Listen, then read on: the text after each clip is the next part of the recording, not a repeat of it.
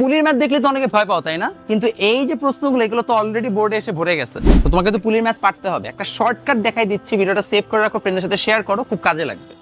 সিস্টেমের ত্বরণ যে কোনো পুলিতে বের করার টেকনিক হচ্ছে A is equal to G into, আমরা লিখবো গ্র্যাভিটিতে কন্ট্রিবিউট করে যারা কন্ট্রিবিউট যারা করে তাদের বিয়োগফল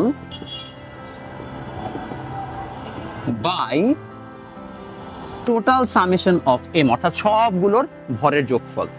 যেমন এই জায়গায় গ্র্যাভিটিতে কন্ট্রিবিউট করে শুধু ও, কারণ ওর গ্র্যাভিটিতে যা কন্ট্রিবিউশন সেটা অলরেডি হচ্ছে যে আমাদের প্রতিক্রিয়া বলের মাধ্যমে গণ।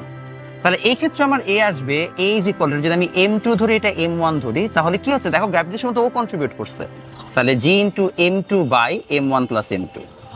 ওর ক্ষেত্রে কি করবো ভাইয়া, এখানে তো আমাদের আরো দুইটা অবজেক্ট এক্সট্রা লাগানো আছে, তাহলে এটা যদি M2 হয়, এটা M1 M3 হয়, তাহলে ওর জন্য হবে A is equal to G into, এই দুজন কন্ট্রিবিউট করছে, ও করে নাই, তাহলে M2 মাইনাস M3 ধরলাম, যেটা বড় সেটা আগে দিব, আমি জানি না কোনটা বড়, বাই হচ্ছে M1 plus M2 plus M3, sorry এটা M1 হবে।